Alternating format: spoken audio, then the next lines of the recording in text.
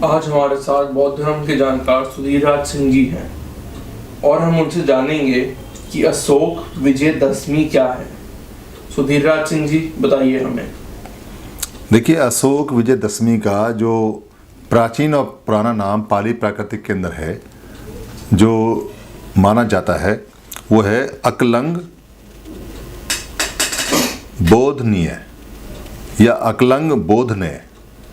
अकलंग बोधने या अकलंग बोधनीय, ये इसका पुराना नाम है। अकलंग का मतलब है बीमारी या कमजोरी मन की या शरीर की, और बोधनीय का मतलब है कि बोधि तत्व से, यानी बुद्ध की जो एजुकेशन है उसके तत्व से उसको लाभान्वित करना या उसका फ़ायदा उठा के उसको ठीक करना। तो इसका प्राचीन नाम अकलंग और बोधनी है, जो आज तक भी अकाल बोधन के नाम से फेमस है। हिंदी में इसको अकाल बोधन बोलते हैं। अगर आप कहीं दशहरा का नाम का पर्यायवाची ढूंढेंगे तो आपको एक पर्यायवाची के नाम पे अकाल बोधन शब्द भी मिलेगा। तो अकाल बोधन, अकाल का मतलब यहाँ ऐसा नहीं है, असमय नहीं है। अकाल का मतलब अकलंग से है। अकलंग का मतलब डिसीज से, बीमारी से, तन की और मन से है। बारिश का समय लगभग समाप्त हो गया पूरी तरह से।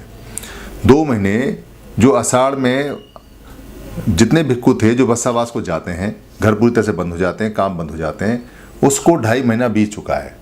और अश्विन का जो शुक्ल पक्ष है, यानी अश्विन का जो चंद्रमा आगे बढ़ने लगा है रोशनी की तरफ, उसको 10 दिन होने जा रहे हैं। इन 10 दिशों के अंदर, क्योंकि समय देखिए आप कैसा है कि पवारणा का समय आ रहा है। पवारणा का मतलब है कि भिक्खुओं की विदाई का समय आ रहा है। अब पवारणा उत्सव होने वाले हैं और भिक्खु अपने अपने शिक्षा देने के काम पे जाने वाले हैं। वो बिहार छोड़ेंगे। जब वो बिहार छोड़ेंगे तो वो तैयारी कर रहे हैं, और उधर जहाँ वो रहे हैं वो जो शिक्षक हैं और ख़ास तौर से जो महिलाएं हैं, वो 10 पारमिताओं की अच्छी तरह से अभ्यास कर रही हैं, साधना कर रही हैं, प्रैक्टिस कर रही हैं उपोषित के साथ। उपोषित मतलब सिर्फ 12 बजे तक का खाना खा के, और पूरा मौन व्रत है। तो 9 दिन तक वो बारी बारी से एक एक पारमिता को पूरी तरह से तैयार करते हैं, मजबूत करते हैं उसको, क्योंकि भिक्खु जाने वाले हैं और पढ़ाई का समय पूरी तरह से चरम पे है। और भिक्खुओं के लिए चीवर जो पिछले 2.5 महीने से लगातार बुन रहे हैं, उसकी भी स्पीड आ गई, बढ़ गई है, क्योंकि उसको तैयार करना है। कौन सा चीवर है? कोई साधारण चीवर नहीं है, हथिन चीवर है। हाथ से बनाया हुआ कपड़ा है, हाथ से बनाई हुई चादर है, जो सारे भिक्खुओं को दी जाएगी। हर घर में तैयार हो रही है। तो उत्सव का उल्लास का है। उल्लास किस लिए है? क्योंकि आपने देखा होगा कि आजकल जो विपस्सना हम करते हैं, विपस्सना में 9 दिन तक अगर मौन रहते हैं और अपने मन को शुद्ध करते हैं और अपने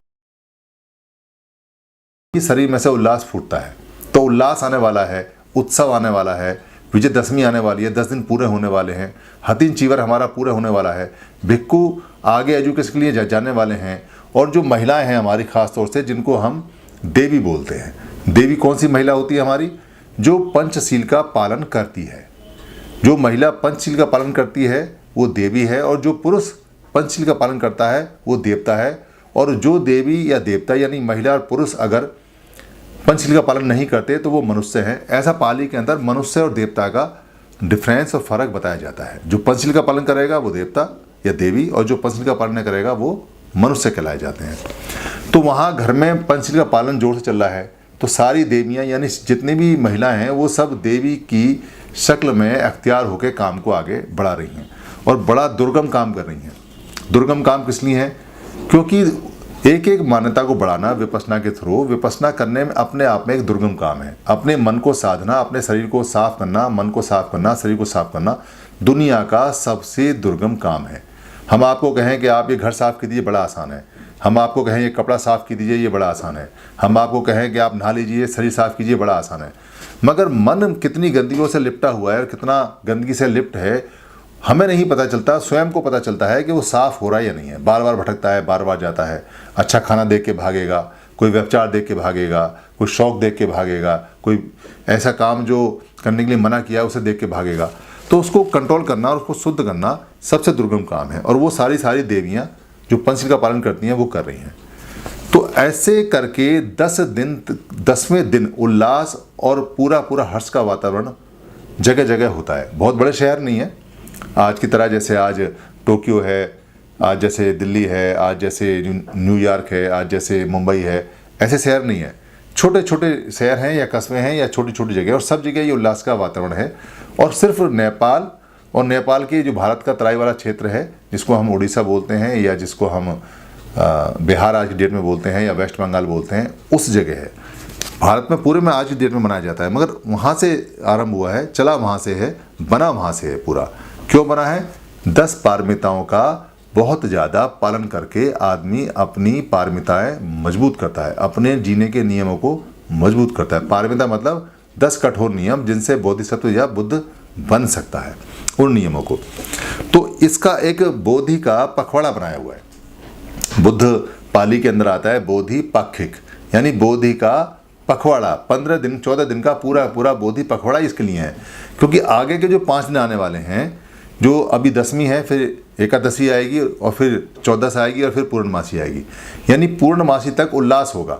मौन व्रत टूटेगा, लोग खुशियां मनाएंगे, अच्छा अच्छा खाना खाएंगे, भिक्षुओं के लिए चीवर दान करेंगे और भिक्षुओं को पवारणा करेंगे, यानी उनको विदा करेंगे, और वो भिक्षु जाएंगे और फिर एजुकेशन चारों तरफ से फैलाएंगे, चारों तरफ उजाला होगा। तो ये भारत में चक्र हमेशा हर साल में आता है। तो इसका जो पहला नाम है, एक नाम इसका आराधनामना भी है। आराधना का मतलब अर्य धारण, यानी 4 जो सत्य हैं उनको धारण करना। अर्य धारण जिसको आराधना बोलते हैं आज की डेट में, वो भी है। और अकाल बोधन भी इसका हिंदी में है। अकाल का बोधन का मतलब आपको बताया, अक्कलंग व्याधि। एक इसका जो अब नाम चलता है, जो भारत के अंदर चलता है, वो बड़ा मशहूर नाम है, उसको बोलते हैं 10 आरा या दशहरा। 10 आरा या दशहरा, जैसे जैसे अपभ्रंश होता जाता है वैसे वैसे नाम बढ़ते जाते हैं। 10 अरिया, बेसिकली ये नाम बना हुआ है 10 अरिया। 10 अरिया का मतलब है कि 10 वो बातें जो सत्य होती हैं। अरिया आप जानते हैं, अरिया मार्ग होता है जिसमें 4 सत्य होते हैं। तो 10 अरिया, और एक अरि का मतलब शत्रु भी होता है और एक अरि का मतलब धम्मचक्र भी होता है। तो प्राकृतिक धम्मचक्र चलाने वाली 10 बातें, या 10 बातें जो आपने हरा दी हैं, या 10 बातें जो आप अपनाते हैं, ऐसे करके इसके कई सारे अपभ्रंश होते चले गए और इसका नाम दशहरा भी पड़ा। एक दशहरा ऐसा भी लोग बताते हैं, कहते हैं कि जो मौर्यकालीन 10 राजा थे, उनके सिद्धांतों को और उनके राज्य को हराने के बाद दशहरा लोग मनाते हैं खुशी में, उनको हरा के, यहाँ जिन लोगों ने उनको हराया और उनका राज्य हड़पा, उस खुशी में ऐसा मनाते हैं। मगर ये इसलिए थोड़ा संभव प्रीत नहीं होता क्योंकि राजा अलग अलग काल में रहे हैं, और सबसे आखिर में जो राजा रहे हैं उनका नाम रहा है पुष्यमित्र, शुंग और बृहदत्त। क्योंकि पुष्यमित्र शुंग ने हराया और बृहदत्त हारे। बृहदत्त थे 10वें मौर्य राजा। मगर अचानक कोई पुष्यमित्र नाम का व्यक्ति किसी बृहदत्त राजा के तलवार मार दे और वो मर जाए तो सत्ता नहीं मिल सकती एक आदमी के मन से, क्योंकि जो पब्लिक है वो पूरी बगावत कर देगी, और जो पूरी पब्लिक है और जो सेना है वो पूरे जो उसमें एडमिनिस्ट्रेशन में लोग हैं, जो उनके मंत्री हैं, वो सारे के सारे बगावत कर देंगे, जनता बगावत कर देगी। तो ये ऐसा नहीं है कि एक दिन में अचानक बृहदत्त की हत्या हो गई और पुष्यमित्र राजा बन गया, ऐसा नहीं होता। इसकी तैयारी, जब क्रांति होती है तो प्रतिक्रांति साथ चलती है। जब बुद्ध ने क्रांति की थी तो प्रतिक्रांति साथ चल रही है, और उन लोगों ने जो बुद्ध से परेशान थे, जिनका कारोबार आडंबरों का हट गया, उन्होंने बुद्ध की फिलॉसफी और बुद्ध के राजाओं को मानने के षड्यंत्र तभी से रचने शुरू कर दिए। उन्होंने धीरे धीरे बुद्ध की जो एजुकेशन थी उसके अंदर भ्रष्टाचार डाले, लोगों के मन में भ्रष्टाचार डालने शुरू किए, लोगों को भ्रष्ट करना शुरू किया। लोग पंचशील के मार्ग से हटते चले गए, लोग 10 पारमिताओं के आडंबर करने लगे, उनकी पूजा करने लगे। लोग जो अष्टांगिक मार्ग थे उनका सिर्फ नाम लेते थे, उनको रटना शुरू करते थे, और सारे लोग भ्रष्ट होते चले गए। इसलिए जब बृहदत्त की हत्या हुई तो कहीं कोई चिंगारी नहीं आई, और एक ही रात में जो लोग भेष बदल के चीवर लेके भिक्खु बने थे, उन्होंने भिक्खु फेंक दिए, और एक रात में वो भिक्खु वाले लोगों के खिलाफ हो गए। ये इस तरह से क्रांति प्रतिक्रांति आपस में चलती है। तो चीवर जब तैयार होता है और भिक्खु तैयार होते हैं तो दान भी लोग देते हैं, दान देते हैं। यहाँ दान देने की परंपरा है। कहते हैं कि राजा हर्षवर्धन गंगा घाट, जिसको हम कम का मेला यानी कुंभ का मेला बोलते हैं, कम का मतलब अच्छे कर्मों का मेला, जहाँ लगता था, जहाँ पारमिता पूरी करके लोग आते थे, वहाँ पे वो अपना सारा दान दे के जाते थे। उसको कम का मेला बोलते थे, कुंभ का मेला बोलते थे।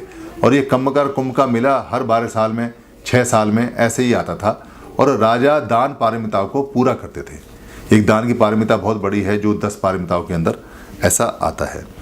राजा अशोक ने जो भगवान बुद्ध की ऐसी बातें थीं जो लाभदायक बातें थीं, सुत्त जिनको बोलते थे, 2000 उनके शिष्यों के और 82,000 उनके, उन सबकी पत्थर की किताब बनवाई, क्योंकि कागज़ तो था नहीं, गत्ता भी नहीं था, आविष्कार नहीं हुआ, तो लोगों को पढ़ाने के लिए पत्थर की किताबें बनवाई, पत्थर के शिलालेख बनवाए और 84,000 ईरान से लेके और नेपाल तक पूरे तक और बर्मा तक वो लगवाए। जब वो बन के पूरे हो गए तो राजा ने अनाउंस किया कि आज हम सेम वही दिन, दसवीं के दिन, और उसका उत्सव मनाया।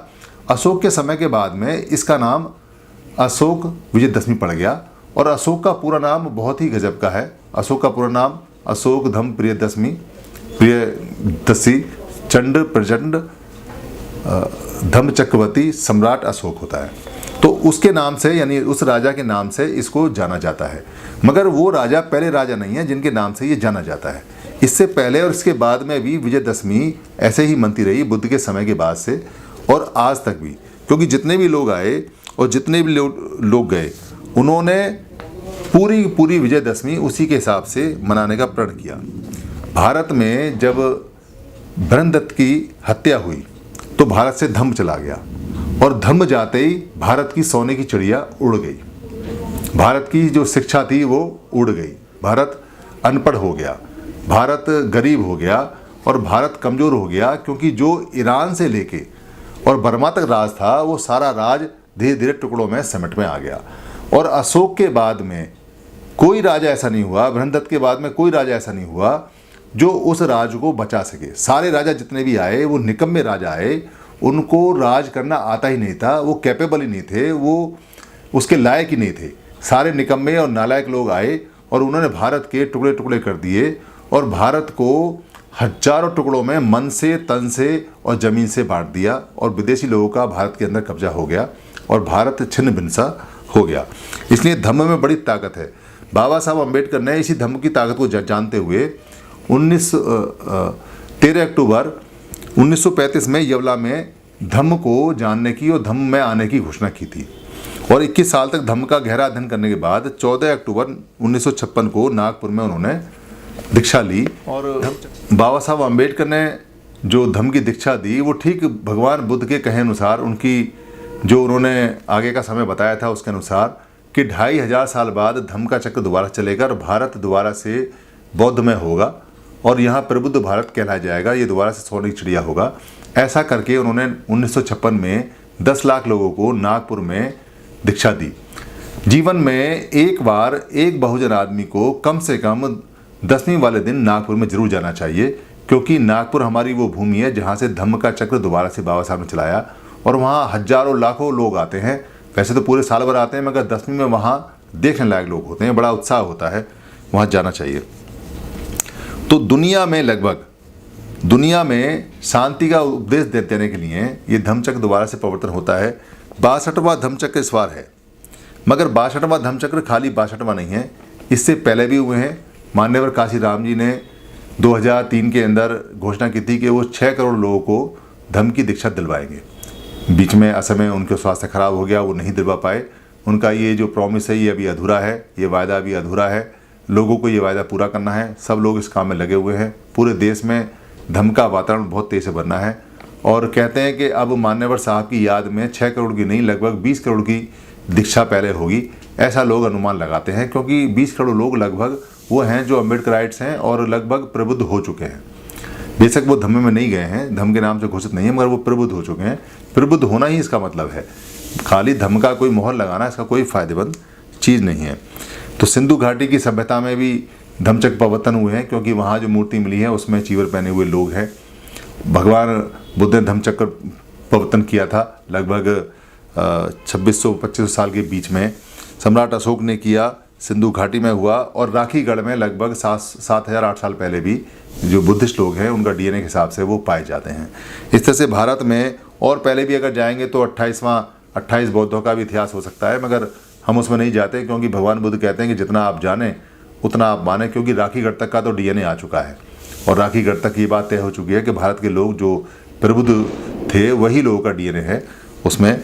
और एक धम्मचक्र आने वाला है परसों, उसकी पूरे देश को बधाई है, और ये बहुत लोगों का पहला धम्मचक्र भी हो सकता है। धन्यवाद।